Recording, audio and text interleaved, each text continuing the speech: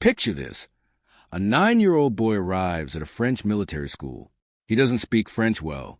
The other students mock his accent, his foreign origins, his poverty. They call him weak. They laugh at him. 20 years later, that same boy would crown himself Emperor of France while the Pope stood by watching. He would conquer most of Europe, terrify kings, and rewrite the laws that still govern France today. His name would become synonymous with military genius, ambition, and power. But here's the twist that makes this story truly extraordinary. Napoleon Bonaparte almost never fought for France at all. He actually wanted to fight against France. He dreamed of liberating his homeland of Corsica from French rule. So how did this island rebel become France's greatest emperor? Stay with me, because the story you're about to hear involves everything: impossible military victories, forbidden romance, betrayal, exile, escape, and one of history's most dramatic comebacks.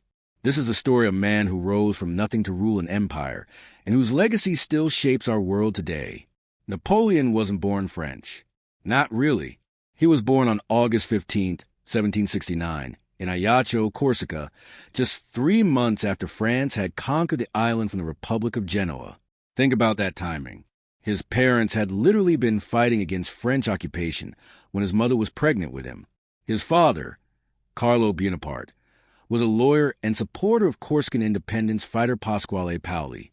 His mother, Letizia, was known for her strength and discipline. Napoleon would later say, "The future destiny of the child is always the work of the mother." Letizia raised her 8 children with an iron will and very little money. The Bonapartes were minor nobility, but they were poor. They had the title, but not the wealth. When France offered scholarships for Corsican nobles to attend military schools, Carlo saw an opportunity. He made a calculated decision. If you can't beat them, join them. He abandoned his revolutionary ideals and pledged loyalty to France to secure his children's future. In 1779, 9-year-old Napoleon Bonaparte, yes, that's how he spelled his name then, arrived at the military school in Brienne-le-Château, and he was immediately an outsider. The other students were sons of wealthy French aristocrats. They had money, connections, and perfect Parisian accents. Napoleon had none of these. He spoke French with a thick Italian Corsican accent. He was short for his age. He was poor. He was the kid who ate alone. But here's where Napoleon's character begins to reveal itself. Instead of breaking under the mockery, he doubled down. He became intensely proud of his Corsican heritage. He studied obsessively mathematics, history, geography, military strategy. While other students played, Napoleon read. He read everything about the great military commanders: Alexander the Great, Julius Caesar, Hannibal. One instructor noted, "This boy would make an excellent sailor. He doesn't get along with anyone." But another saw something different: an extraordinary talent for mathematics and an intuitive understanding of artillery, the science of big guns that would become Napoleon's secret weapon. At 15, Napoleon graduated from Brienne and entered the prestigious École Militaire in Paris. 1 year later, his father died of stomach cancer, leaving the family in financial crisis. At 16, Napoleon became the man of the family, responsible for his mother and siblings. He graduated in just 1 year, instead of the usual 2, 42nd in his class of 58, and became a second lieutenant in an artillery regiment. But here's the fascinating part. Young Napoleon still considered himself Corsican first, French second. He spent his leaves in Corsica trying to promote Corsican independence. He wrote passionate essays about Corsican liberty. In 1789, when the French Revolution exploded, Napoleon saw it as an opportunity, not for France, but for Corsica. The French Revolution of 1789 turned the world upside down. King Louis XVI was no longer absolute. The people demanded rights. The old order was crumbling, and for an ambitious young officer like Napoleon, everything was suddenly possible. Napoleon initially returned to Corsica, hoping to play a role in its independence movement. But politics turned against him. By 1793, the Bonaparte family had to flee Corsica, branded as traitors by the very independence movement Napoleon had supported. They arrived in France as refugees with almost nothing. Corsica was lost to him. France was now his only option. But France was in chaos, and chaos creates opportunities. September 1793. The Mediterranean port city of Toulon had rebelled against the revolutionary government and invited the British Navy to occupy the harbor. This was a disaster for France. British ships controlled the Mediterranean, and French forces couldn't break through. Napoleon, now 24 and a captain of artillery, arrived at Toulon as a replacement officer. The siege was going nowhere. The general in charge had no idea what to do. But Napoleon saw immediately what others missed. He studied the harbor geography. He calculated angles of fire. He realized that if French artillery could capture a single strategic fort, Fort Mulgrave, which controlled the harbor entrance, the British ships would become sitting ducks. They'd have to evacuate or be destroyed. Napoleon presented his plan. It was bold. It was risky. It was brilliant. The attack happened in December, during a storm. Napoleon personally led the artillery crews. A British soldier bayoneted his leg during the fighting. Napoleon still led the charge. When Fort Mulgrave fell, exactly as Napoleon predicted, the British fleet had to evacuate overnight. Toulon was recaptured. Overnight, Captain Napoleon became General Napoleon. He was 24 years old. Fast forward to 1795. Napoleon was in Paris, now a rising star in the military. The revolution had become violent and chaotic. The terror had ended, but France was still unstable. Napoleon had helped put down a royalist uprising in Paris, further cementing his reputation. Then he met Josephine de Beauharnais at a society party. Josephine was everything Napoleon was not. She was aristocratic, sophisticated, Parisian. She was 6 years older than him. She had been married before. Her first husband had been guillotined during the terror. She had 2 children. She was, by all accounts, one of the most charming women in Paris. Napoleon fell completely, desperately, almost embarrassingly in love. His letters to her are some of history's most passionate love letters. I awake full of you. Your portrait and the intoxicating evening which we spent yesterday have left my senses in turmoil, he wrote. Sweet and incomparable Josephine, what a strange effect you have on my heart. Josephine was more practical about the relationship. Napoleon was intense, awkward, relatively poor, and obsessed with military campaigns. But he was also clearly going places.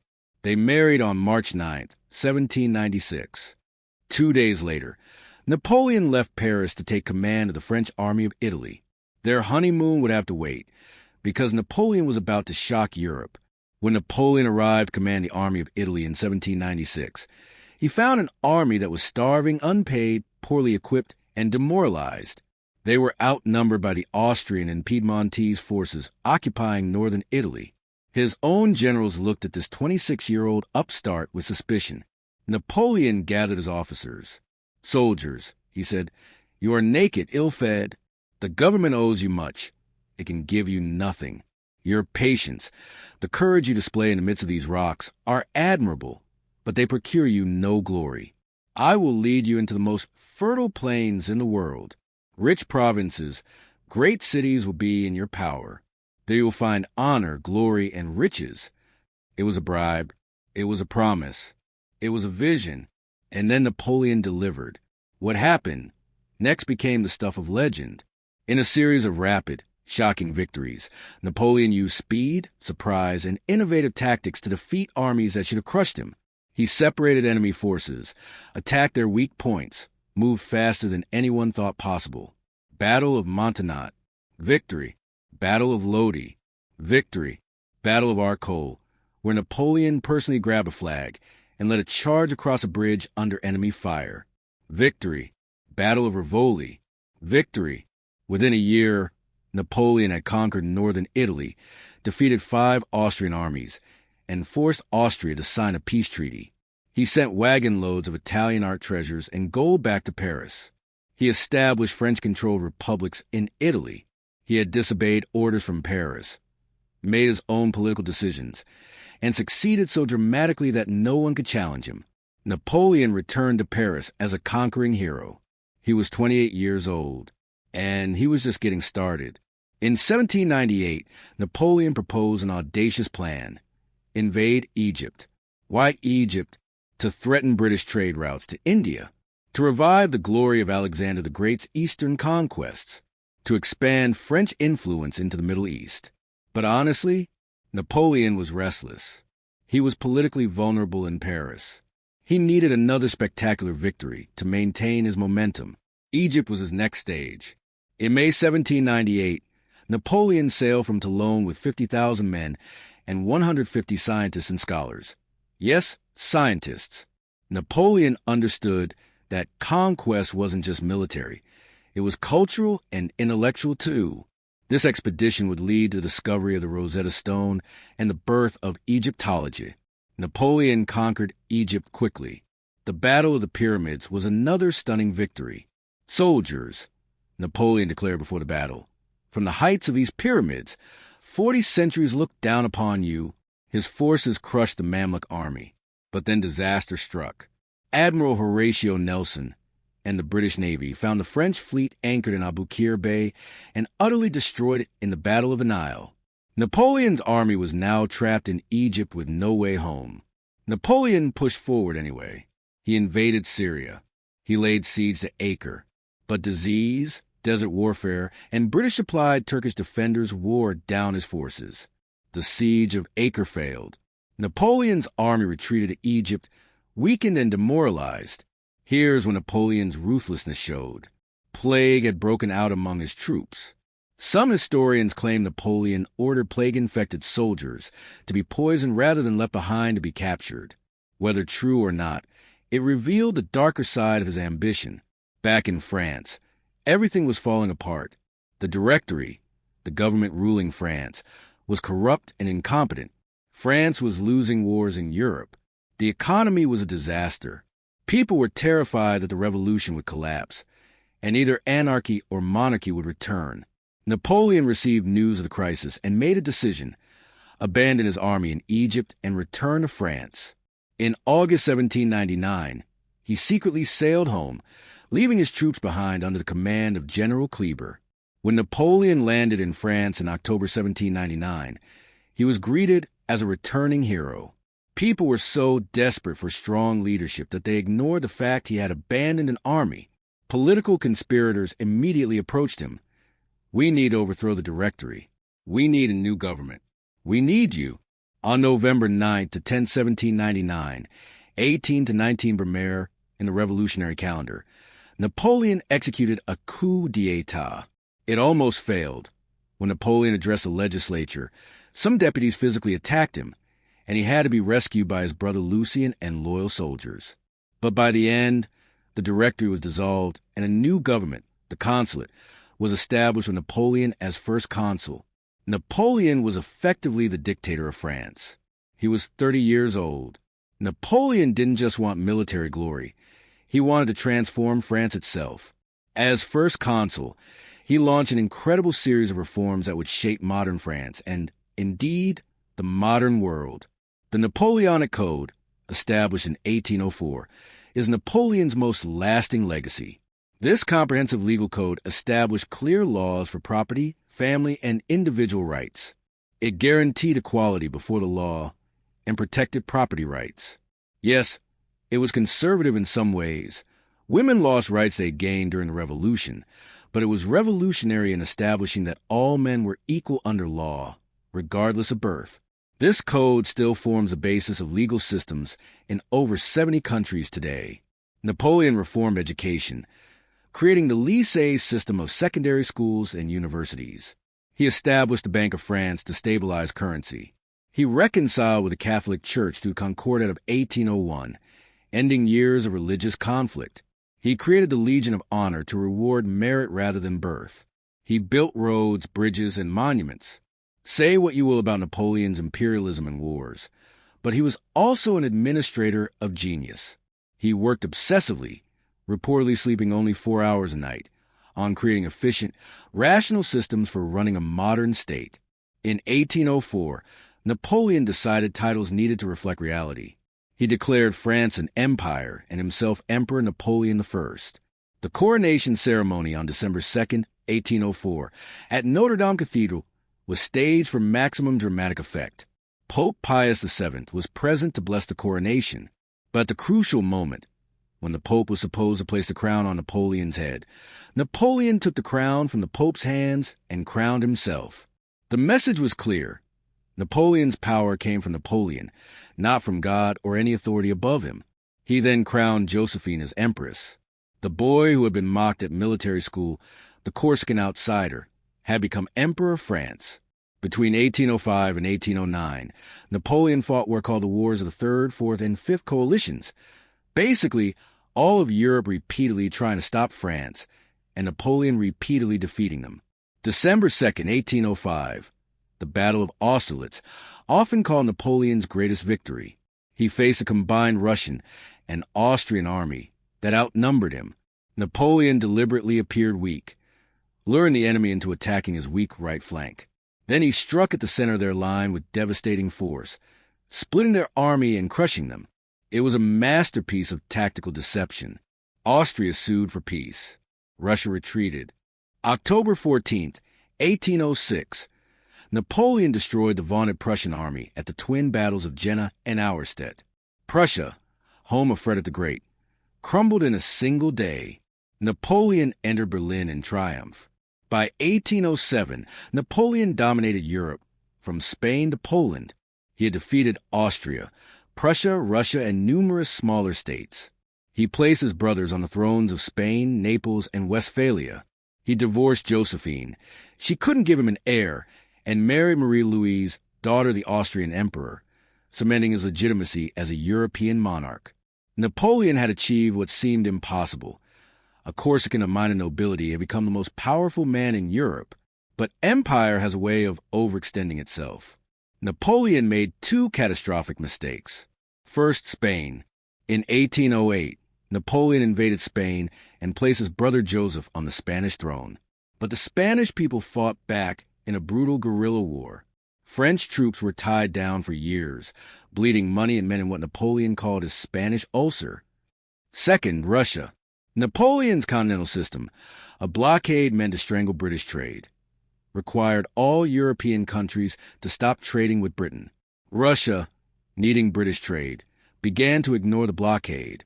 Napoleon couldn't tolerate this defiance. In June 1812, Napoleon invaded Russia with the largest army ever assembled. Over 600,000 men from across his empire. It would be his greatest disaster. The Russian campaign started well. Napoleon's Grande Army pushed deep into Russia, but the Russians refused to fight a decisive battle. They retreated, burning crops and supplies as they went scorched earth tactics. Finally, at Borodino in September 1812, the armies clashed in the bloodiest single day of the Napoleonic Wars. Over 70,000 men died or were wounded. Napoleon won, technically, but the Russian army retreated intact. Napoleon reached Moscow in September, expecting to negotiate peace from the Russian capital. Instead, Moscow was burning, fires set deliberately by Russians themselves. Napoleon waited in the empty, burning city for a peace offer that never came. In October, Napoleon finally accepted reality and ordered retreat. Then the Russian winter arrived early. What followed was one of history's worst military disasters. Starving, freezing, constantly harassed by Russian forces and Cossacks, Napoleon's army disintegrated. Men froze to death by the thousands. Horses died, stranding artillery. Discipline collapsed. Of the 600,000 men who invaded Russia, fewer than 100,000 made it out. When Napoleon weakened, Europe pounced. The Sixth Coalition, Britain, Russia, Prussia, Austria, and Sweden, invaded France. Napoleon fought brilliantly in the 1814 campaign, winning several battles against overwhelming odds, but he couldn't stop the inevitable. On April 6, 1814, Napoleon abdicated. His marshals had turned against him. Paris had fallen. The Allies offered him sovereignty over the island of Elba, off the coast of Italy, with an income and an honor guard. Emperor of France became Emperor of Elba, a Mediterranean island of 12,000 people. But Napoleon couldn't stay quiet. He watched from Elba as the restored Bourbon King Louis XVIII mismanaged France. He heard that the Allies at the Congress of Vienna were arguing about territory and might not keep their promises to him. He made a decision that would astound the world. On February 26, 1815, Napoleon escaped Elba with about 1,000 men and landed in southern France. King Louis XVIII sent the army to arrest him, but when soldiers confronted Napoleon, he walked toward them alone and said, "Soldiers of the 5th Regiment, here is your emperor. If there's one among you who wants to kill his emperor, here I am." The soldiers hesitated. Then they shouted, "Vive l'Empereur," and joined him. Army after army, sent to stop Napoleon, instead joined him. Without firing a shot, Napoleon marched north as his army grew. Louis XVIII fled. On March 20th, 1815, Napoleon entered Paris in triumph. He had retaken France in 20 days. Europe was horrified. The Allies immediately declared Napoleon an outlaw and mobilized armies to crush him. Napoleon had about 100 days to prepare for the inevitable confrontation. On June 18, 1815, near the village of Waterloo in present-day Belgium, Napoleon faced a combined British-Dutch army under the Duke of Wellington and a Prussian army under Marshal Blucher. Napoleon needed to defeat Wellington before Blucher's Prussians could arrive to reinforce him. But the battle went wrong from the start. Heavy rain had made the ground muddy, delaying Napoleon's artillery. French attacks were fierce but disorganized. Wellington's forces held. Then, in the late afternoon, the Prussians arrived. Napoleon's army was caught between two forces. By evening, the French army was breaking. Napoleon's Imperial Guard made one last desperate attack, and failed. The cry went up, "La Garde recule," the Guard retreats. Panic spread. The army dissolved into rout. Napoleon's return had lasted exactly 100 days. This time, the British took no chances. Napoleon was exiled to St. Helena, a remote island in the South Atlantic Ocean, literally one of the most isolated places on Earth. He would never leave. Napoleon spent his last 6 years on St. Helena dictating his memoirs, arguing with his British jailers, and slowly dying, probably from stomach cancer, the same disease that killed his father, though some claim poison. On May 5, 1821, Napoleon Bonaparte died at age 51. His last words were reportedly France, Armée, tête d'armée, Josephine. France, Army, head of army, Josephine. But here's what's remarkable. Even in death, Napoleon won. His memoirs portrayed him as a champion of liberty, a victim of reactionary monarchies, a man who spread revolution across Europe. The Napoleonic legend grew. In 1840, his remains were returned to Paris and placed in Les Invalides, where they remain today, visited by millions. So, what do we make of Napoleon Bonaparte? He was a military genius who won over 60 battles, revolutionized warfare, and conquered most of Europe. He was also responsible for the deaths of up to 6 million people in his wars. He established legal and educational systems that modernized France and influenced the world. He also rolled back women's rights, restored slavery in French colonies, and ruled as a dictator. He spread revolutionary ideals of equality and merit across Europe. He also crowned himself emperor and established a dynasty. Napoleon was a walking contradiction, a revolutionary who became a monarch, a champion of equality who craved glory, a liberator who became a conqueror. He reshaped Europe's borders, inspired nationalist movements, influenced legal systems worldwide, and demonstrated how one individual's will and genius can alter history's course. Perhaps the most fascinating thing about Napoleon is that he almost never happened. Think about it. If Corsica hadn't been conquered by France, if his father hadn't sworn loyalty to secure scholarships, if the revolution hadn't created opportunities for outsiders, if he died from any of his battle wounds, if he'd stayed in Corsica or Egypt, history would be completely different. And that raises a final, haunting question. Are we all products of our circumstances, or can individual genius truly change the world? Was Napoleon shaped by his era, or did he shape his era? And in today's world, could another Napoleon rise? And would we recognize him? Think about that. And if you enjoyed this deep dive into one of history's most fascinating figures, make sure to subscribe to the channel.